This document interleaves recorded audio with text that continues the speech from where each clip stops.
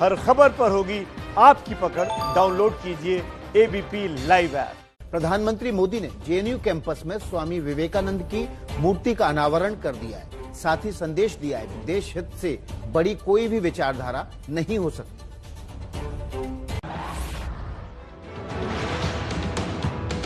आज तक आपके आइडियाज की, डिबेट की, डिस्कशन की जो भूख साबरमती ढाबे में मिटती थी, अब आपके लिए स्वामी जी की इस प्रतिमा की छत्र छाया में एक और जगह मिल गई है। क्या वामपंथ की नर्सरी माने जाने वाले गढ़ जेएनयू में एक नई विचारधारा की बीज को पीएम मोदी ने विवेकानंद की प्रतिमा के जरिए बो दिया है?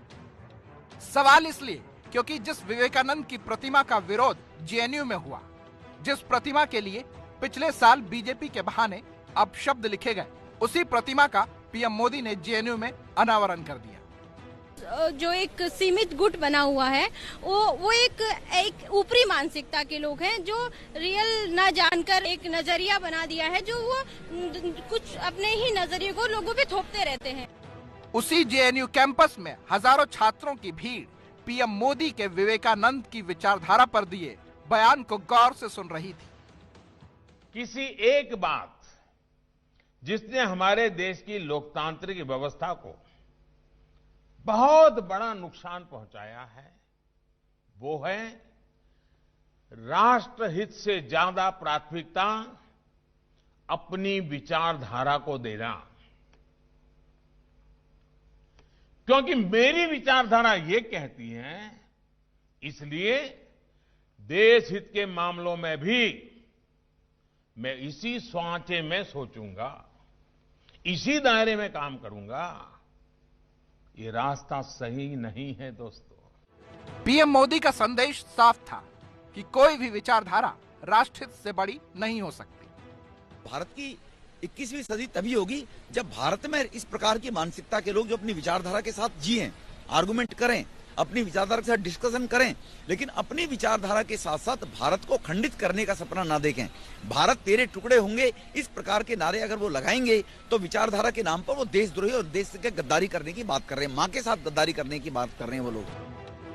जेएनयू में स्वामी विवेकानंद की मूर्ति के अनावरण के कार्यक्रम में लोक गायिका मालिनी अवस्थी भी पहुंची थी। क्या विरोधाभास दिख रहा है? एक संस्थान में इस देश का सबसे महान 19वीं शताब्दी 20वीं शताब्दी का जो प्रेरक जीतता जागता संत, उसकी मूर्ति की स्थापना, जो कि स्वयं ऐसे शिष्य थे कि ऐसा शिष्य ठाकुर, उनके संबंध आप देखें, गुरु शिष्य परंपरा कैसी रही, ये तो प्रेरणा होनी चाहिए हर संस्थान में। मैंने तो बचपन से अपने सारे स्कूलों में विवेकानंद जी की मूर्ति देखी, जेएनयू में क्यों नहीं थी? इसका जवाब तो जेएनयू पहले दे। आज ये निर्णय लिया गया है, मैं बहुत बधाई देती हूँ, हम सबको गर्व। जेएनयू कैंपस में विवेकानंद की प्रतिमा का अनावरण होना इसलिए भी अहम है क्योंकि इस प्रतिमा का काम 2018 में ही पूरा हो गया था, लेकिन छात्रों के विरोध की वजह से अनावरण नहीं हो पाया था। मूर्ति पर लगे फंड पर सवाल खड़े किए गए थे। अब जेएनयू कैंपस में विवेकानंद की प्रतिमा और पीएम मोदी और बीजेपी का उनकी विचारधारा से लगाव लेफ्ट की मुश्किलें बढ़ा सकता है। बीजेपी या संघ का स्वामी विवेकानंद से लगाव नया नहीं है। दोनों विवेकानंद को वैचारिक प्रेरणा के रूप में देखते हैं। मोदी भी हमेशा से सांस्कृतिक राष्ट्रवाद के अपने विचारों के लिए विवेकानंद को मार्गदर्शक बताते आए हैं। महात्मा गांधी के नेतृत्व में हर विचारधारा के लोग एक साथ आए थे। उन्होंने देश के लिए एक साथ संघर्ष किया था। जेएनयू में विवेकानंद की मूर्ति का अनावरण ऐसे समय में हुआ है जब बीजेपी अपने मिशन बंगाल में लगी हुई है। स्वामी विवेकानंद को बंगाली अस्मिता का प्रतीक माना जाता है। विवेकानंद का जन्म बंगाल में ही हुआ था।